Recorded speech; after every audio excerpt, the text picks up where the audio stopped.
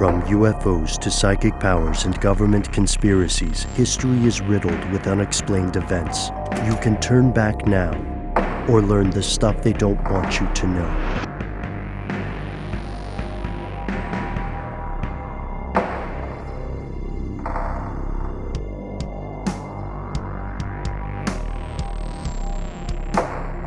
Welcome back to the show. My name is Matt. My name is Noel.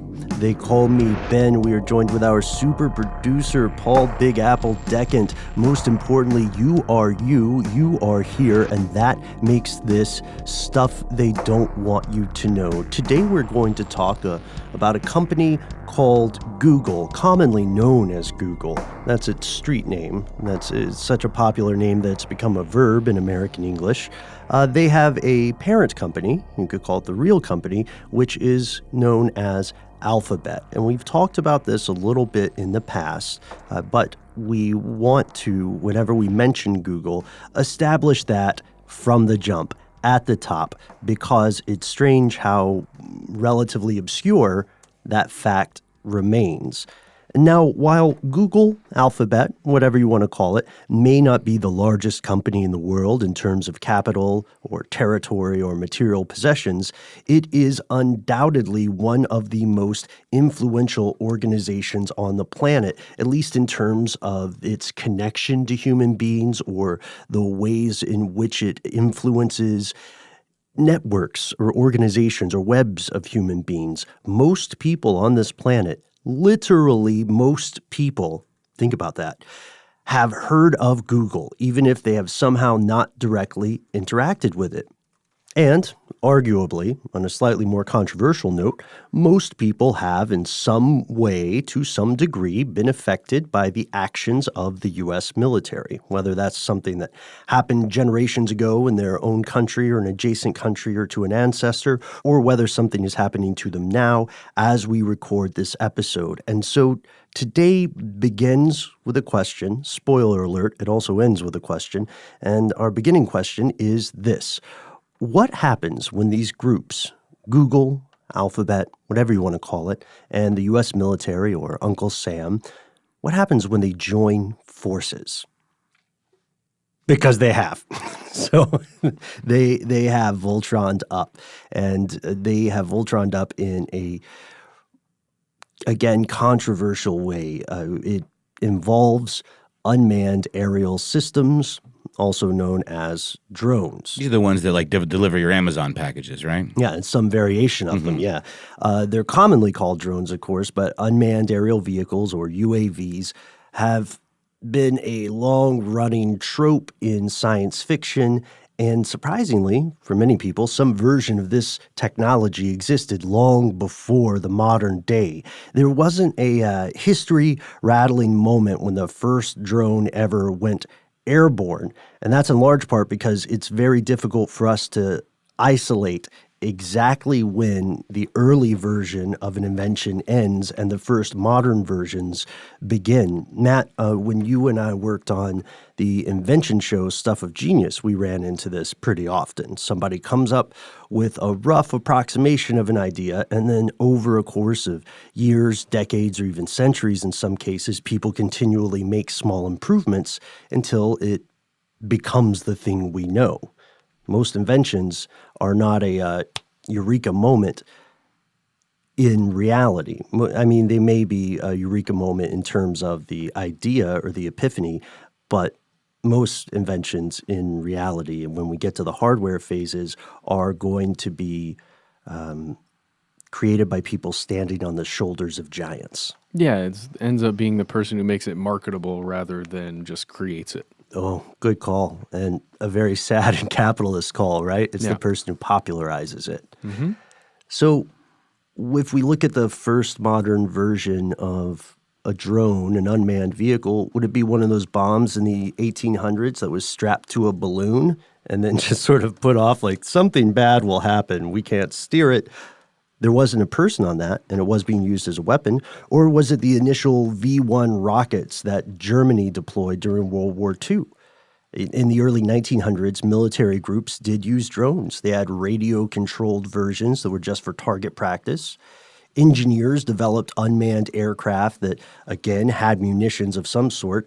These weren't drones the way we think of them in the current age, but there are other examples like cruise missiles. These things were the first cruise missiles, often called flying torpedoes. They were not meant to return to base. And drones are meant to function like very, very smart, sometimes very, very deadly boomerangs. They come out, they come back, and somebody claps. Yeah. Generally not the people being targeted. Generally, yes, generally not.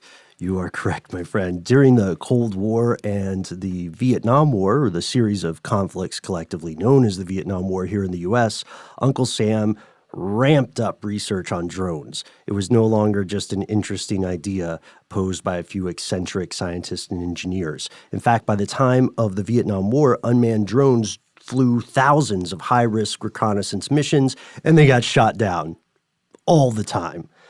But in that process, they saved the lives of human pilots who otherwise would have been aboard. And I thought about you, Matt, when I was looking into this, because another precedent for drones, which we won't go into in this episode, but another precedent for drones were weaponized bats. Did you ever hear about this? The ones that drop the little bombs? Yeah, well, yes, that's a version of it. Yeah. They said bats can fly. We have access to them. Well, yeah, I mean, you could go back to carrier pigeons as being a type of drone as well. Yeah, I mean, there's not a person aboard. There's a really cool episode of the podcast The Memory Palace about the bats. It's called Itty Bitty Bombs. It's quite Nice. good. Yeah. Very nice. Yeah, so check that one out for more information. Around the same time of the Vietnam War, it goes this far back, around the same time of the Vietnam War, engineers started adding real-time surveillance ability to drones, so cameras, right?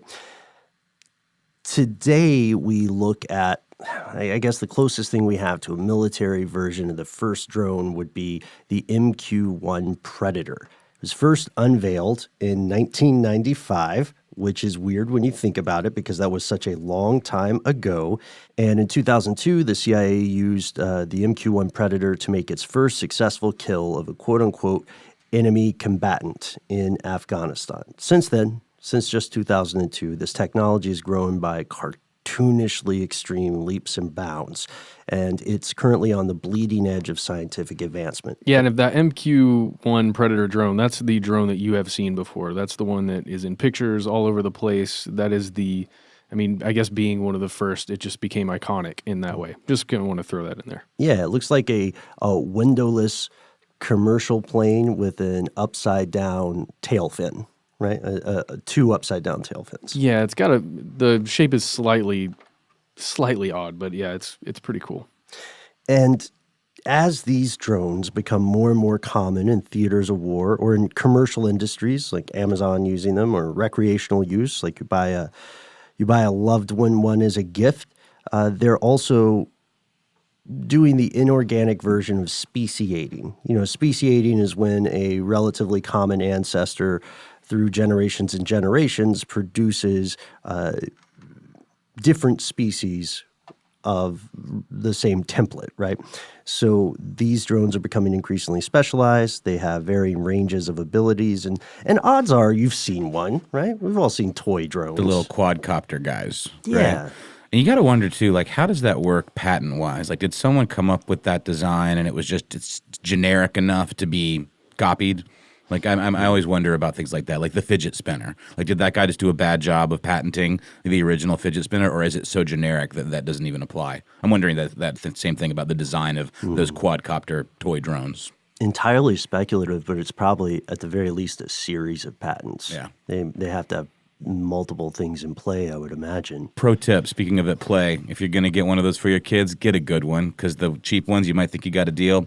They just don't fly. They suck. Yeah, Waste of money. And they're battery vampires too. Oh my God, that was the thing. Like, we got one and it flies for about 4 minutes. 4 minutes. Like, that's not fun. Tops.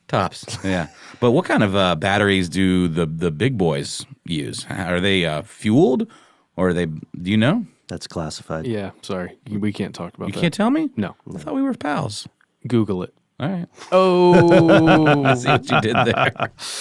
Yeah, so some of on a serious note, some of those power systems would vary. And by the time we dive into one and this episode comes out, it may have changed. Interesting. That's how quickly they're moving on these.